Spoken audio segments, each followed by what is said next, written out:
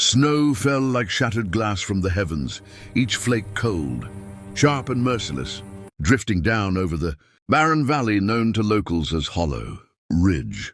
Winter had arrived early this year, slamming the land with a cruelty even the elders hadn't predicted. The storms came one after another, swallowing livestock, freezing water sources, and burying pathways that once connected the scattered families living between the hills.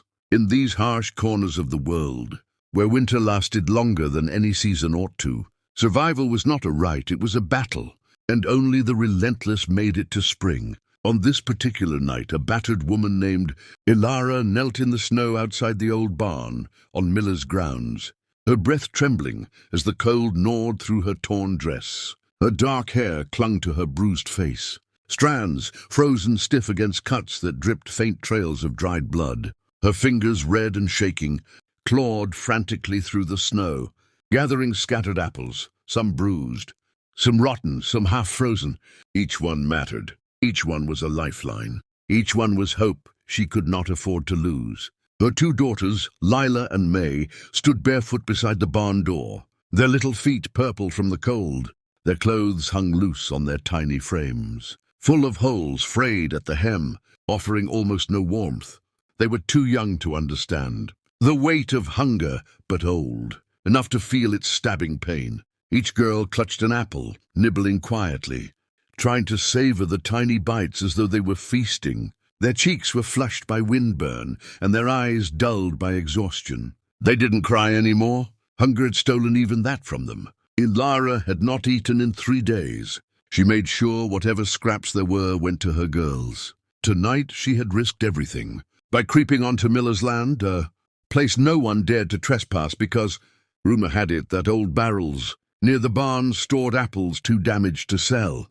She prayed there would be enough discarded produce to keep her daughters alive a little longer, but she had not expected the barrel to topple over, spilling fruit across the snow just as footsteps crunched nearby. She panicked. She dropped several apples. Then she heard the barn door creak behind her, and now she heard something else, boots crunching, slow, deliberate, approaching from the darkness. A lantern's glow pushed through the falling snow, casting a circle of warm orange light that made the cold feel even colder. A tall man in a thick weathered coat stepped forward, his cowhide boots sinking into the snow with each heavy stride. His hat shielded his eyes from the snowfall, but Ilara sensed his gaze locking onto her trembling silhouette. She froze, her breath stuck in her throat. Her daughters backed closer to the barn wall, clutching their apples tight, as though afraid someone might take even that from them. Ilara's heart thrashed wildly inside her chest. She knew the punishment for stealing in these lands. Ranchonas didn't tolerate it, not when resources were scarce, not when hunger made neighbors turn cruel. She had heard stories of people beaten, locked away, or run out of town, and she had 2 children to protect. So she did what any mother cornered by desperation would do. She bowed her head and braced for whatever fate approached. The cowboy came closer and set the lantern down, letting its light fall over the scattered apples and the mother kneeling in the snow. His face, though partly shadowed, carried both ruggedness and a hint of disbelief. He didn't speak right away. He simply watched her struggling to gather fruit that wasn't hers, fruit she desperately needed. Finally, his voice broke through the cold, a deep, steady tone shaped by years of loneliness on the frontier. "Those apples ain't worth dying over," he said. Ilara didn't raise her head. Her voice shook as she whispered, "I'm sorry. I'm so sorry. My girls." She could barely finish before her breath hitched. She swallowed hard, trying to speak through the trembling. Please don't hurt us. I'll put them back. I'll leave. Just let me go." The lantern flickered as a sharp gust of wind blew snow across the barnyard. The cowboy's expression softened, though Ilara could not see it. He knelt down slowly, not close enough to frighten her, but close enough to see the hollow look in her eyes. "Lift your head, ma'am," he said quietly. She hesitated, then forced herself to obey. When their eyes met, the cowboy saw everything: the fear, the exhaustion, the hunger, the love that pushed a mother to crawl through snow for rotten apples. He took a slow breath. "How long since those girls had a real meal?" Ilara's lips parted, but no sound came out. She lowered her gaze again. The truth was almost too painful to speak. He didn't need her to answer. He understood. Behind him, the barn's lantern light cast shadows that swayed as the wind pushed the door. The storm thickened, and the air grew colder. The cowboy looked at the two girls, who stood silently clutching their apples like treasures. Something in his chest tightened. He had seen hunger before, seen families torn apart by it. But this was different. This felt wrong in a way he could not walk away from. Ilara saw his hand move slowly toward her. She flinched, expecting the worst. Instead, he reached down and picked up one of the apples she had dropped, brushing the snow off. "Ain't nobody should starve on my land," he said quietly.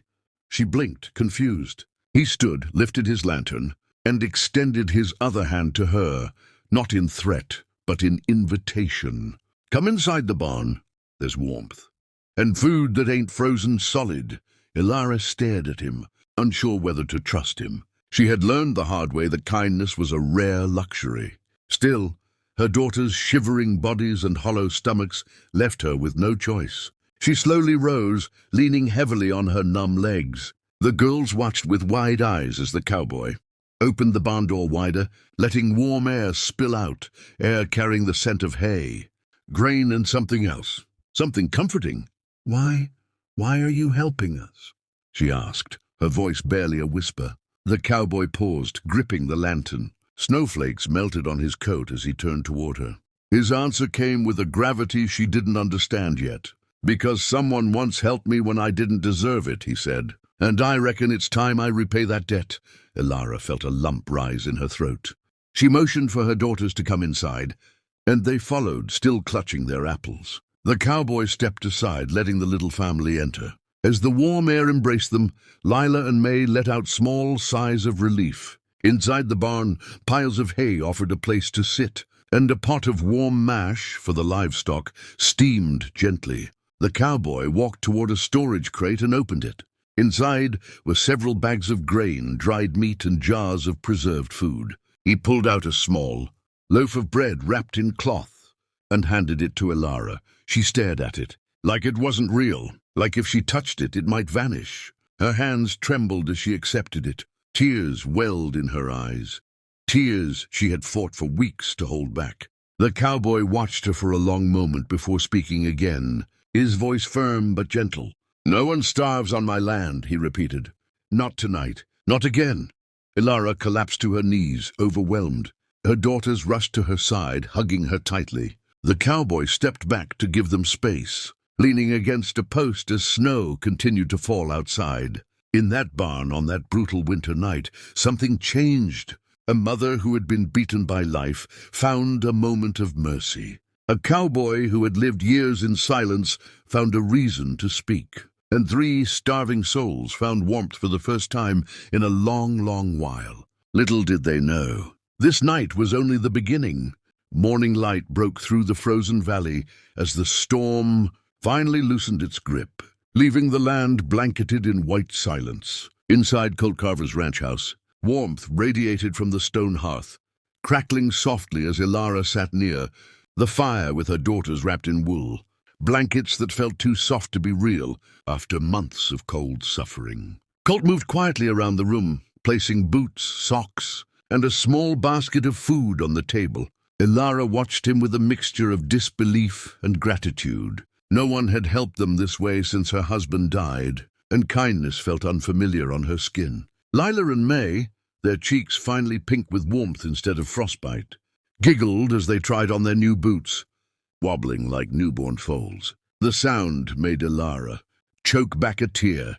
It had been so long since she'd heard their laughter. Colt glanced at her, noticing the emotion she tried to hide. "Kids are meant to laugh," he said gently, "not starve in the snow." She lowered her gaze, guilt and relief warring inside her. He poured warm broth into 3 bowls and placed one in her hands. "Eat," he insisted softly. "You're safe here." Ilara hesitated, then nodded, letting the warmth fill her chest. As the day passed, Colt showed the girls the pantry, the stove, and even the old rocking chair by the window, which they adored instantly. Ilara stood by the doorway, unsure of how to express what weighed in her heart. Colt approached her, wiping his hands on his coat. "You don't owe me anything," he said before she could speak. "I just don't believe in watching. Good people suffer?"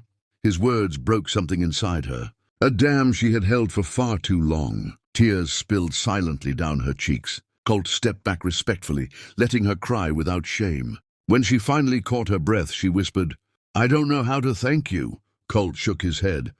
"Just stay alive.